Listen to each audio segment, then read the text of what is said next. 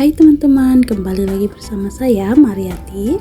Selamat datang di my channel Mariati NGLN. Mari kita di sini bersama-sama belajar ya teman-teman. Hari ini kita akan membahas PPH Final 4 ayat 2. Pertama, kita harus install dulu aplikasinya. Di sini ada saya buat linknya. Teman-teman langsung install saja di link berikut ya. Setelah install, jangan lupa untuk mengubah clock and region. Pastikan teman-teman sudah memilih seperti berikut, yaitu Indonesia, short date-nya di DMMYY. Perhatikan juga untuk long date-nya itu harus DMMMYYYY. Desimal simbolnya juga harus koma. Kembali lagi untuk aplikasinya jangan lupa diekstrak. Setelah teman-teman ekstrak, nanti akan ada pilihannya setup, atau jika teman-teman lihat seperti tampilan berikut, teman-teman langsung klik saja setup yang ada application-nya.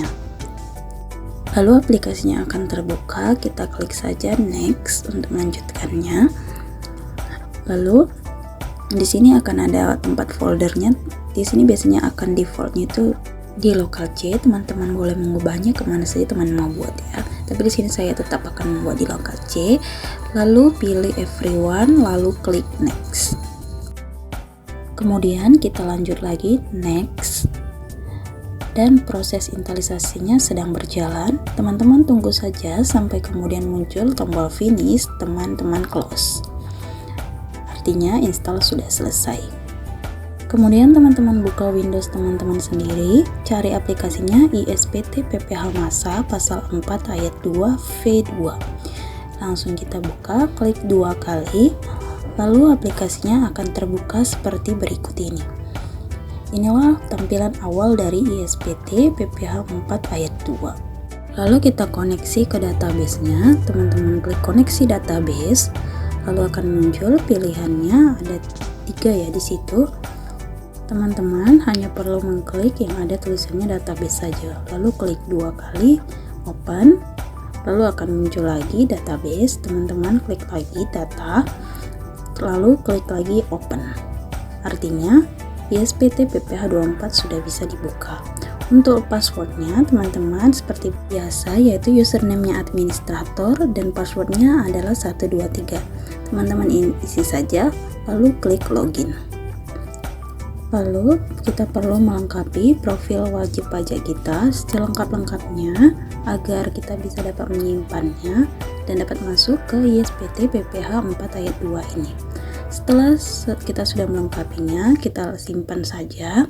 Artinya profil kita sudah disimpan di ISPT PPH 4 ayat 2 ini. Baiklah, setelah selesai, saya akan menjelaskan sedikit. Di sini ada menu surat pemberitahuan, lapor SPT, dan utility. Teman-teman boleh lihat masing-masingnya. Di sini akan kita jelaskan satu persatu nantinya ya. Di sini utility. Di sini ada kita buka setting, buka tarif. Di sini akan dimunculkan tarif-tarif pajak apa saja yang ada di PPH 4 ayat 2 ini. Saja kita mulai, kita buat SPT baru dulu. Klik buat SPT baru, lalu teman-teman dapat mengisinya sebagai berikut. Teman-teman perlu memasukkan tahun pajak, masa pajak, dan pembetulan ke 0, lalu teman-teman klik OK. Artinya SPT telah berhasil kita buat. Selanjutnya adalah menu daftar bukti potong PPH Final 4 ayat 2 atas bunga deposito, tabungan, diskonto, dan SPI jasa giro. Saya di sini hanya menunjukkan sedikit saja, tidak perlu saya coba ya. Teman-teman lihat saja. Di sini caranya.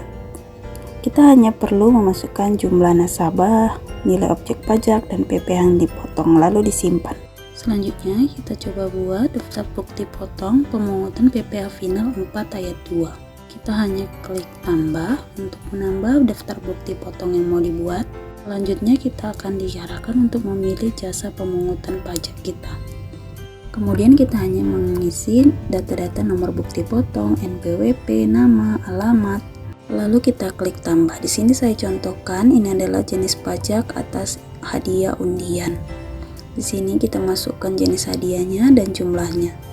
Untuk di sini tarifnya akan otomatis terpilih berdasarkan jasa yang kita pilih. Lalu PPh yang dipotongnya juga akan otomatis terkalkulasi sendiri. Selanjutnya kita hanya klik simpan. Kemudian muncul lagi daftarnya, teman-teman pastikan cek lagi, kemudian simpan.